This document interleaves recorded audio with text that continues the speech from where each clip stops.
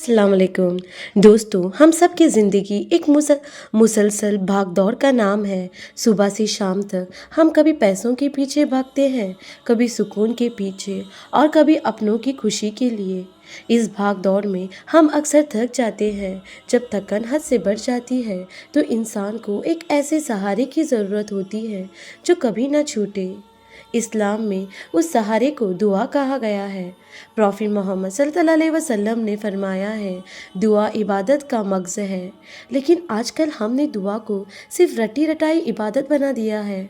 हम अल्फाज तो बोलते हैं लेकिन उनका मतलब हमारे दिल तक नहीं उतरता। आज की इस वीडियो में हम उन आम दुआओं की गहराई में उतरेंगे जो हम बचपन से सुनते आ रहे हैं। हम देखेंगे कि कैसे एक छोटी सी दुआ आपके ब्रेन केमिस्ट्री को बदल सकती है, आपके स्ट्रेस को ख़त्म कर सकती है और आपकी ज़िंदगी में बरकत ला सकती है। ये सिर्फ मज़हब ये हीलिंग का एक प्रोसेस है।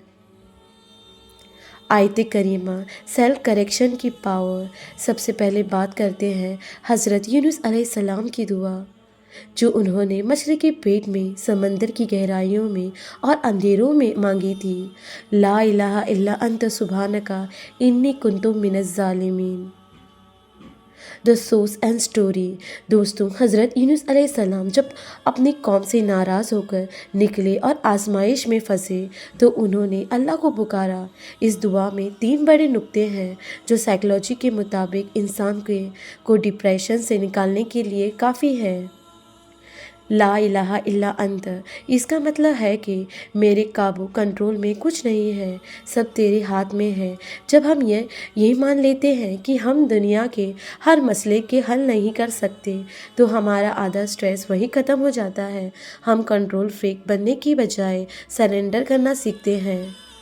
ग्लोरिफिकेशन, तज़मीन। सुभानका, तू पाक है, मतलब अल्लाह गलती नहीं करता। जो कुछ हो रहा है उसमें कोई ना कोई हिकमत है। ये चीज़ इंसान के अंदर पॉजिटिविटी पैदा करती है। नंबर 3, अकाउंटेबिलिटी, अपनी गलती मानना। इन कुंतुम मिनज़ ज़ालिमीन, बेशक मैं ही ज़्यादा करने वालों में से था। मॉडर्न थेरेपी में इसे रेडिकल एक्सेप्टेंस कहते हैं। जब तक इंसान दूसरों को इल्ज़ाम देता रहता है वो बेचैन रहता है। जैसे ही वो कहता है कि गलती मेरी थी, उसके अंदर एक ठंडक भर जाती है और रास्ते खुलने लगते हैं। अस्तगफार, रिज़्क और मेंटल पीस।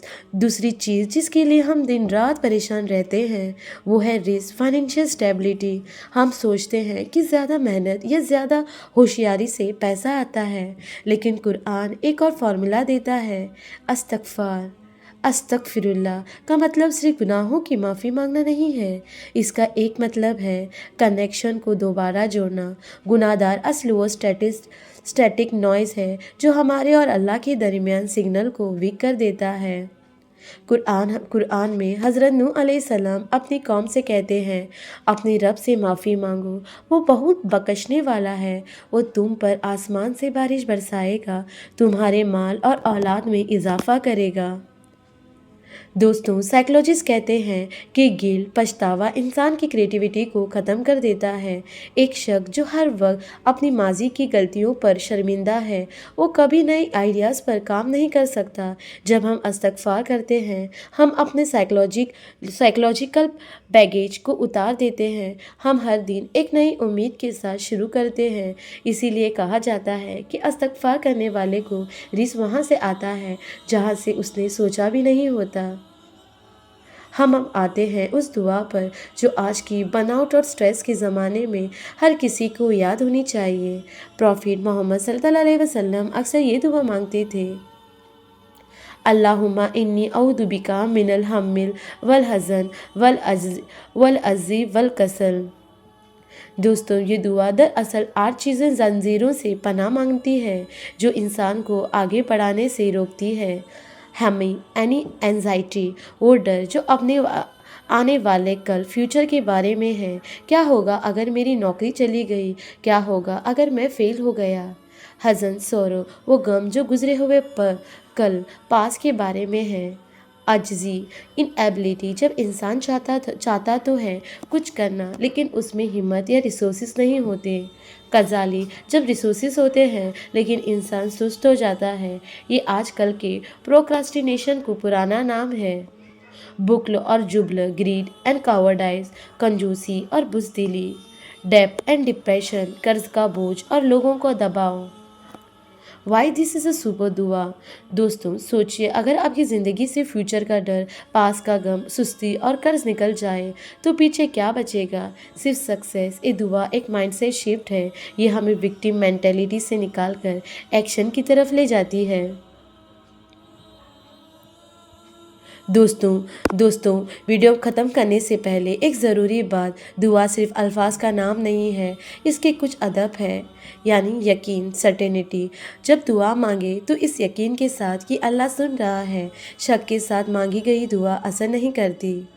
ایکشن، دعا اور دوا دونوں ضروری ہے۔ حضرت عمر رضی اللہ عنہ نے فرمایا تھا کہ آسمان سے سونا نہیں برستا، دعا مانگے اور پھر اس راستے پر کوشش بھی کرے۔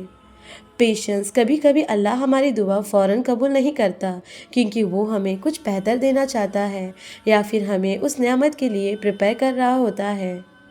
تو دعا ہماری روح کی آکسیجن ہے، جیسے جسم کو کھانا چاہیے، روح کو دعا چاہیے۔